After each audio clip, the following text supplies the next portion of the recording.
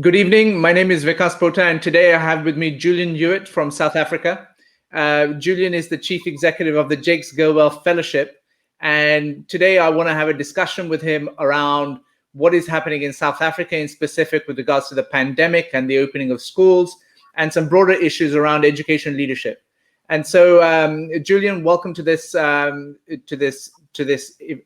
interview, this live stream. And I'm curious as to what is happening in South Africa. Could you please tell us? Thanks, Vikas. Thanks very much for the opportunity. It's a pleasure being here. Look, I guess South Africa is an interesting country in many senses of the word, and we came into COVID period being a very unequal society. And as much as I'd like to say it's been a transformational experience, it's been incredibly difficult for the education system. It's been under huge strain. And really what COVID has done has really shone a very bright light on some of the big problems. It definitely has brought education to the fore as a critical part of our society that really has been maybe overlooked. But we had 13 million learners at school that basically hit full lockdown, were staying at home. And we had maybe a lucky 25% of those learners that carried on in some shape or form in a very effective online environment. But the majority of students didn't have that ability to have access to good quality learning outcomes in the online environment. And they have started to go back to school. So by and large, most learners in South Africa are back in a school environment. We've really lost a lot of the curriculum, particularly for our final year students. It's been a great learning experience, but I really think we haven't come out of this stronger than we came into it. So unfortunately, we've got a lot of lessons to take out of this. And so, Julian, when people talk about these inequities and how kids, obviously, there's been a learning loss, are there any plans in place to level up so that kids who have missed out catch up very quickly? What are they, and what do they look like in terms of plans? Yeah, look, Vikas, I would say the reality is, if you look at West South Africa, we've really just had to shorten the curriculum, and there isn't really much of an opportunity to catch up. I think the hope is that if you're not a final year student, you will just have to have a little bit more of an intense opportunity to have more focus next year. If you're a final year student, you'll start university if you go into that space probably about 2 or 3 months later than you typically would have. The thing that's been quite a stark reality in South Africa is on the one side, obviously, there really hasn't been any incredible work on learning outcomes. And there have been some efforts to say, look, let's create great online access. Let's create opportunities to have cheaper internet access. But these are very difficult things. You're not going to change a country in a crisis. I think that's one of the big lessons we've really picked up out of this. The other thing that's been quite surprising in a way and quite a stark realization for most South Africans is the role that school plays. Typically you'd imagine a school, you go there, you have, some learning outcomes, you have a teaching environment. But in a country like South Africa with the inequality, schools play a very, very psychosocial role. We have 9 million of the learners that are on a feeding scheme. And by going to a schooling environment, they're accessing hot meals a day, which they wouldn't necessarily get. So there's a level of structure and support that learners would get in a schooling environment that they haven't had. And so added to the fact that they're not getting that in the home environment has been quite anxious. It's been difficult. So we're on the back foot. And so if you, we'll speak about your fellowship, the Jakes Gerwel Fellowship in a second, but I want to ask you a question in terms of if you were the education minister of your country, what would you do? What would you have done differently? That's a very good question. I don't want to kind of be flippant about it, but the reality is just, education in the best of countries is a highly complex space. And we're on the sort of far end of that complexity in South Africa. So there is no major wand. What I would do differently is realize that this environment is going to carry on in a COVID space where outbreaks continue and countries have flare-ups, and so do we. And I would also really imagine that in the future, we're going to have more COVIDs. They might have different names, but in our interconnected world, it's a reality. And the other thing that we know is a reality is the world is digitizing. I mean, 29 million of our countries, so that's half the population have access to cell phones. So, there is a question of saying, well, you've just literally got to put your finger in the dike now and roll with it, but realize that if you actually want to make change, you've got to start having a stronger platform in place. And there's almost a little bit of a divide. I think there has been some very powerful language from the minister, the education minister in our country, around being prepared for 4IR and the fourth industrial revolution. And I think that's great, but there is a bridge that we need to cross to get to that reality. And so, what does that intermediate environment look like? What does more of a blended environment look like? And maybe not to kind of miss the opportunity of having education in the national spotlight. What are the strategic, systemic changes you can push? South Africa's come from a space where, from an education perspective, inequality was legislated by a minority government in the bad old days. Now, unfortunately, we have a huge proportion of our spending going to education, but nothing's changed.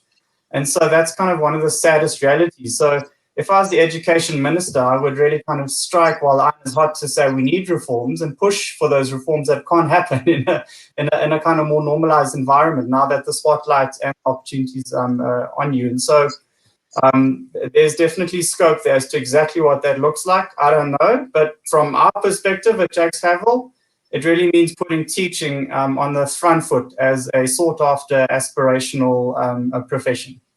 So that gives me a natural segue into asking you the question about who was Jakes Gerwel. Your organization is named after someone quite prolific, but do share with everyone. And the question I really want to ask is, is this one: what makes a great teacher? Sure. Thanks, Vickers. I'm sure we'll find out about what makes a good teacher and a great schooling environment during the World Education Week. So I'll definitely give it a shot from our side. So Jakes Gerwel was a very well-renowned, highly respected anti-apartheid activist, and in a way very humble, and probably not given the credit due that he deserved. And so we're very fortunate to kind of carry on his legacy. And one of the things that was really powerful for us is he was a teacher. And you talk about what makes a good teacher. Well, what makes a good teacher in his case is that he was a phenomenal leader. And for him, education was the vehicle for change. And particularly, he ended up actually then going on from being a teacher to being a school principal, and then being the vice chancellor at one of the sort of bastions of the anti-apartheid movement, a highly regarded university in the Western Cape. And so for him, it really was an opportunity to almost fight the system using education as that vehicle. And there was a lot of powerful change he brought about. So we're named in his honor. What was really fantastic about his role too was that when President Mandela became our first democratically elected president in '94, he actually invited Professor Jakes Gerwel to head up the office of the presidency. And that's no mean feat. Not only that, but the Nelson Mandela Foundation, Jakes Gerwel was the inaugural chairperson. So there was a sense of not only do you need to come in and play an influential role in my presidency, but I'm also going to entrust my legacy to you. And for me, that's a fantastic example of the impact that education can have when used for the right purpose. And then obviously in the South African narrative, which I don't think is very far removed from a lot of other countries, there's a very, very deep part in which education plays in terms of social justice. If you cannot create an environment where you're providing high quality education for all, which is really the essence of the SDG 4, UNESCO's Sustainable Development Goal on education, then what are you doing? What's your role? So, in terms of what makes a great teacher, I mean, what we would say, and that I guess would be more of a narrow definition. But first of all, there has to be a passion, right? What are you doing? And what is that kind of like deep experience that you want to gain around subjects that are really meaningful to you. So that is kind of at the essence of what we do. We're supporting learners through a full scholarship to focus on subjects that they're passionate about teaching and really go in deep. So I think that's the first part of it, is to develop a level of expertise in the subjects that you want to teach. And then what I find fascinating is really then to be able to, obviously in a schooling environment, there's a lot of support that you're going to need, right? So, you're not going to be an expert teacher or a good teacher on your own. There needs to be a helpful, supportive environment. There needs to be a really strong community of practice to support you. So there's definitely a bigger game at play. But I guess what I found really fascinating from all the great teachers I've come across is they've had the expertise in the subjects, and that's given them a level of spaciousness. And with that spaciousness, they've been able to make their subject relevant to the individual lives of their students. And there's an inspiration and a sense of purpose that they seem to be able to impart on their learners. And so, the more we can have those kinds of teachers that can go beyond just the content to creating not just powerful learning outcomes for the subject, but, from a sort of a life orientation perspective, that's the kind of teacher I would love to have. Tell us about your fellowship, the Jakes Gerwel Fellowship. What do you actually do? Sean, thanks for that, Vickers. So really, it was born out of the sense that, we had the privilege of having Andreas Schleicher from OECD, along with you, attend and speak at one of our recent fellowship events. And it was really a phrase that Andreas referenced that gave rise to what we do, which is the sense that no education system can surpass or exceed the capacity of its teachers. And we're very fortunate to work quite closely with a sister scholarship program in South Africa, and they focused on entrepreneurship. And then there is a sense that that's unsustainable if the schooling environment itself in a South African context does not have really strong, great teachers really kind of carrying on the opportunity of developing learners across our country. And so the focus then became very much on saying, look, if we go by what people like Andreas are saying, it's not about the computers or the technology as much as that has a huge level of value. It really is about finding people that at the top of their game, finding our top students, and really creating a burning platform for them to say, I want to have my impact as a teacher in this world, and supporting them to do that. So what we do is we have the two opportunities for students to join us. We really look for top students. We've got one of the hardest selection processes in the country, and we're finding them at the end of high school or once they've got a degree. And we're giving them a full scholarship to pay for the entirety of their university education. But we're creating a lot of opportunities for them to get personal coaching. They get linked up to expert teachers while they're still studying. And there's a lot of leadership development. And one of the things, I guess, that makes it very interesting is we've also realized that we're not about just trying to develop the numbers, because we do have 500,000 teachers already in South Africa. And so we wanted to take the narrative beyond that, because we have, realized from a data perspective, an academic perspective, we are in a very challenged education system that isn't producing what it needs to. So if we're going to change that narrative, we're looking for people not only that have the ability to become these great teachers, but we're also looking for people that can be very strong on competencies like innovation, like change leadership, like strategic leadership. These are people that we want to become expert teachers over time, but also then move into realms where they can have greater influence, whether it's leading a school, whether it's being very active around policy. But we also realize that there's huge opportunities for the innovators, for the entrepreneurs to kind of relook at the education space and how can we do this better, cheaper, for more people. So that's in essence what we do. And we've got a very exciting community of students across 4 universities in South Africa that are part of this journey with us. So Branka says, my teacher told us that a teacher needs to have the heart of a giraffe. It's 9 kilos, a large heart, I think, is the point being made. Yes. Would you agree with that? Yeah, I mean, at the heart of it is you're dealing with people, right? So you need to have a strong level of empathy. If that doesn't come across with your learners, no amount of excellence is going to convince them that you are there for the right reasons. A giraffe also has a very long neck, so you need to keep you're going and where you're taking your learners along the way, and what the future looks like too. So, Julian, you also have been one of the partners for World Education Week and the global showcase of schools that will take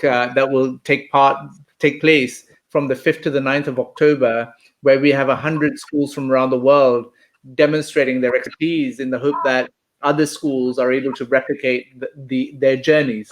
Tell us about the schools that have been selected from South Africa. Sure. Thanks. And we're very excited about this. It has been a difficult year in South Africa. And to see some really exciting schools represented is hopeful. So we're a very hopeful country in that regard. What I really appreciate is that these are schools that represent very different realities. So we have some high-end private schools that have done incredibly well educationally. But I love how they've been able to take that and be able to share that excellence in partnering with community schools. And so, that's something we really need to see more of in South Africa, is how do you take what you're brilliant at and then be more selfless in sharing that with other schools. We have a brilliant Pan-African school that's represented that really creates opportunity for top pupils from across Africa to ultimately get into some of the best universities, both on the continent and overseas. And then we have some Julian, name the school. Sure. So the first school that I'm referencing is Rodin High School. It's in Johannesburg. And they've got a brilliant community relationship that they're going to share, especially linking their thinking skills. So I'm really excited to hear about them. And the Pan-African school is called African Leadership Academy. And they're just an incredible example of what excellence looks like. And they've just started actually rolling out universities across Africa.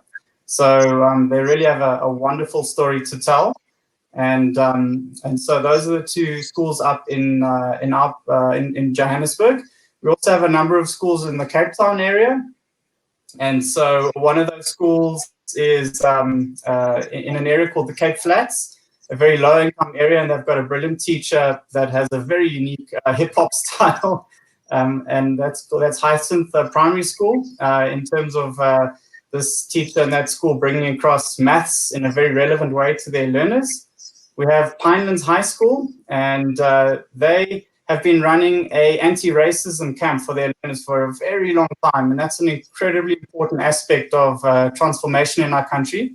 And they've got it right, and I think that's a really powerful opportunity to share with the rest of the world. We have the Jakes Gerwel Technical High School, and that's in a very rural context in South Africa. And what I love about them was there's literally the community coming together to say, we don't have a high school. We're going to come together and decide what that high school looks like. What does excellence in a high school in our context look like? And they've done a brilliant job in terms of being able to not just create a strong high school, but focus it on employment afterwards, which is obviously an important aspect in South Africa. So we've got another school called the Citizenship Institute, and they work particularly with learners with students with learning disabilities. And quite a small niche school, but very, very powerful in terms of the life skills that they bring across there. And so that's a very unique aspect that they're able to speak to and share some really powerful stories. We have another school called Parklands College, and they're another example of what excellence looks like in a well-resourced school that has made incredibly good use of technology and computers to facilitate powerful learning outcomes. So some very exciting opportunities to schools to connect to, at least in South Africa. But saying that, really looking forward to seeing what these other contexts look like and what South African schools and teachers can learn from them around the world. And I'm so excited for that. So we have some questions coming in. Professor Yusri Marzuki from actually I think he's in Mina if I'm not mistaken. He asked this question, which you can read on the screen. Are there ingredients in the learning outcomes to implement and promote the idea of global citizenship as it encompasses current features of leadership? What do you think about that? I would say absolutely. And I think, we're going into what's being billed as the world's largest education conference. And this is the biggest upside for me of COVID, is the reality that we are so interconnected and we can't hide behind that. We should actually bask in the glory. So, from a South African perspective, we are a very isolated country geographically and in other senses of the word too. So there's so much more that we could get from understanding what best practice looks like in other countries, and share what we've got as well. So I think it has to be a really cornerstone aspect of any kind of leadership in a schooling environment. So great question. So there's someone called Alan Babu Daniel says, a great teacher can inspire hope and ignite the imagination, teaching what's life beyond books. Would you agree with that? Yeah, absolutely. Absolutely. The thing that's amazing in all of this is the teachers all have the same amount of time in a class, right, as everyone else does. But there just are those teachers that seem to have that better connection, that greater sense of timing. And if you're able to create that relevance of your subjects with your pupils to the world beyond them, I mean, we all have teachers that brought that up in ourselves, hopefully. I definitely do, Vikas, and I'm sure you do as well. Sure. And that's such a core part of being an expert teacher. So there's a question that I wanted to ask you to end with, but it's a rather large question. And we could go, I think we can go for another 20 minutes on it, but I want to be brief and try to answer it from your perspective, from your context, right? And which is what makes it, no, we've already done this one. It's this one. How do we develop great leaders? Yeah. Do you have a stab at that, Julian, from your South African context? I would say from a South African perspective, and I'm going to just give it a stab, and I think there's going to be so many different ways to delve into this. There's so much scope for things like emotional intelligence and cultural intelligence in a South African environment. And for me, that is almost the starting point of developing great leaders, is that you have to be able to understand and connect to the reality of your learners. And so I'm speaking about leaders in an education context here. And so that's a little bit of a ground zero. And I think we've underrepresented just how important that human connection is. And we know that from using technology over the last few months, that it's great, but it only gets you so far. But personally, you've got to go beyond that. There's a sense for me that you need to be, as a great leader, a shipbuilder. And on the one side, there's a sense that a ship is comfortable in a harbor. But you need to inspire in your people this vision of the wide open ocean that is so much bigger than your current context and your current reality. And so if you've got that empathy and that ability to connect with your followers or people that you're engaged with, that's the starting point. But then the next point behind that is to encourage this vision of something much bigger, the sense of purpose and commitment. And it needs to go beyond a very superficial approach of making sure that it's so inherent in you that you're able to go through ups and downs while still keeping your eye on what you're doing and why it's so important. So, if you can inspire that in your learners, I think that's an incredible attribute to have as a leader in a country like South Africa, but I dare say in many other countries around the world. Well, thank you for that, Julian. I'm really grateful to you for your time today. If people want to find out more about your work, what do they do? Where do they go? Thanks, Vikas. Yes, so you go to our website, www.jgfellowship.org. That's www.jgfellowship.org. So we've got some incredible stories of some of our candidate fellows there, if you want to just get a feel for what we do behind the scenes. And then you'll also definitely find out more about these partner schools that are going to be part of the World Education Week in October. Well, Julian, thank you so much for your time today. Please know that I'm very grateful to you and your colleagues at the Jakes Gerwel Fellowship for partnering on World Education Week. We've very much enjoyed learning about the schools in South Africa, and what I'm constantly amazed by is the incredible talent that exists in schools all over the world, including those in South Africa, which is in itself a beautiful country. And so thank you for participating in this live stream, and we look forward to our continued dialogue. Thank you and goodbye. Thank you.